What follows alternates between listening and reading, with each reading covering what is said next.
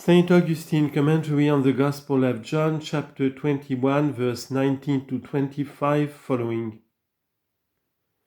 But there is another and immortal life that is not in the midst of evil.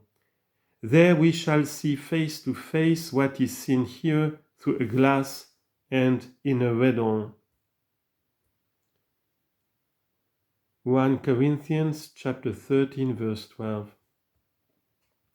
Even when much progress is made in the beholding of the truth, there are two states of life, therefore, preached and commanded to herself from heaven, that are known to the Church, whereof the one is in faith, the other in sight, one in the temporal sojourn in a foreign land, the other in the eternity of the heavenly abode, one in labor, the other in repose, one on the way, the other in the fatherland, one in active work, the other in the wages of contemplation.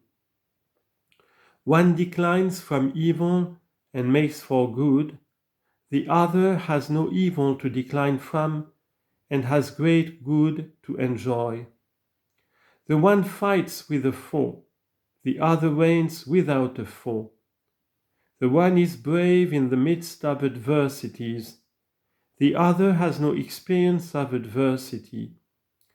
The one is bridling its carnal lusts, the other has full scope for spiritual delights. The one is anxious with the care of conquering, the other secure in the peace of victory. The one is helped in temptations, the other free from all temptations. Rejoices in the helper himself. The one is occupied in relieving the indigent. The other is there where no indigence is found. The one pardons the sins of others, that its own may be pardoned to itself.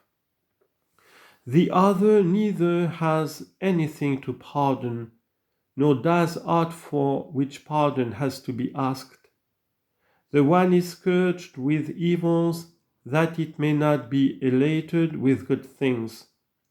The other is free from all evil by such a fullness of grace, that without any temptation to pride, it may cleave to that which is supremely good.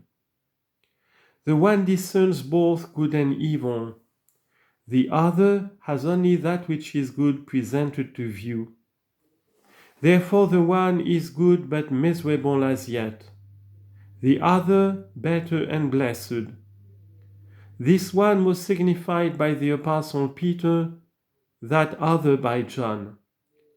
The whole of the one is passed here to the end of this world, and there finds its termination.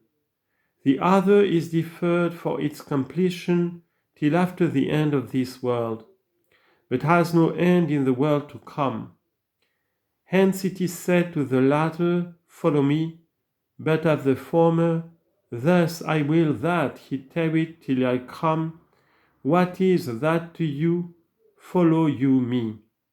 For what does mean this last? So far as my wisdom goes, so far as I comprehend, what is it but this: follow you me, by imitating me in the endurance of temporal evils? Let him remain until I come to restore everlasting good. And this may be expressed more clearly in this way: let perfected action, informed by the example of my passion, follow me. But let contemplation only begun remain, so till I come, to be perfected when I come. For the godly plenitude of patience, reaching forward even unto death, follows Christ, but the fullness of knowledge tarries till Christ come, to be manifested then. For here the evils of this world are endured in the land of the dying, while there shall be seen the good things of the Lord in the land of the living. For in saying, I wish him to tarry until I come, we are not to understand him as meaning to remain on or abide permanently, but to wait, seeing what is signified by him shall certainly not be fulfilled now, but when Christ is come. But what is signified by him to whom it was said, Follow you me, unless it be done now, will never attain to the expected end. And in this life of activity, the more we love Christ, the more easily are we delivered from evil. But he loves us less as we now are, and therefore delivers from it, that we may not be always such as we are. There, however, he loves us more, for we shall not have aught about us to displease him, or aught that he will have to separate us from, nor is it for aught else that he loves us here, but that he may heal and translate us from everything he loves not. Here therefore he loves us less, where he would not have us remain. There, in larger measure, whither he would have us to be passing, and out of that wherein he should not that we should perish. Let Peter therefore love him, that we may obtain deliverance from our present mortality. Let John be loved by him, that we may be preserved in the immortality to come.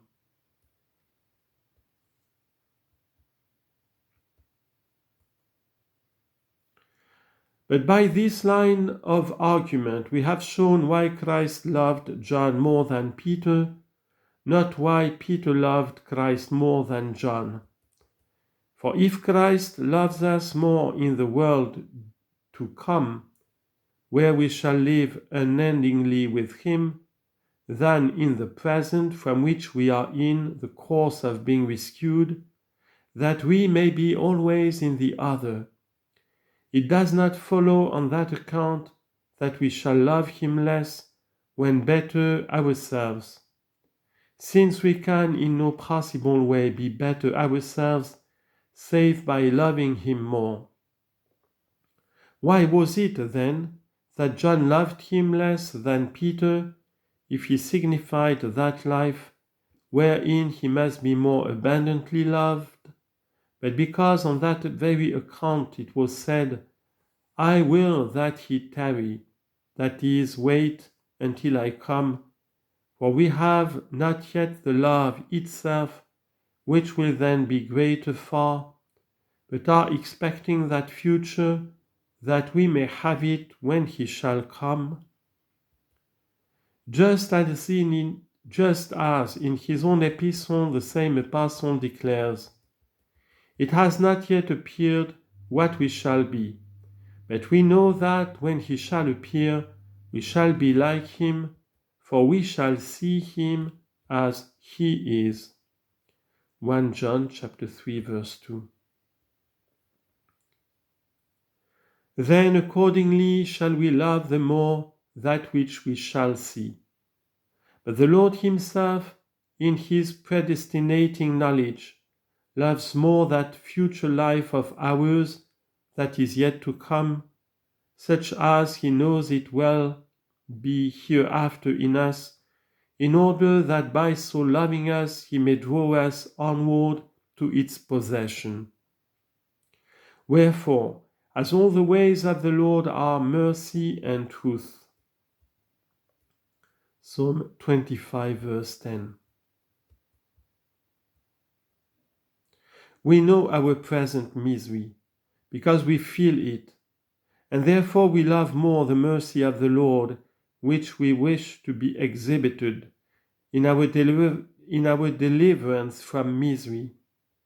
And we ask and experience it daily, especially in the remission of sins. This it is that was signified by Peter as loving more, but less beloved. Because Christ loved us in our misery, because Christ loves us less in our misery than in our blessedness. But the contemplation of the truth, such as it then shall be, we love less, because as yet we neither know nor possess it.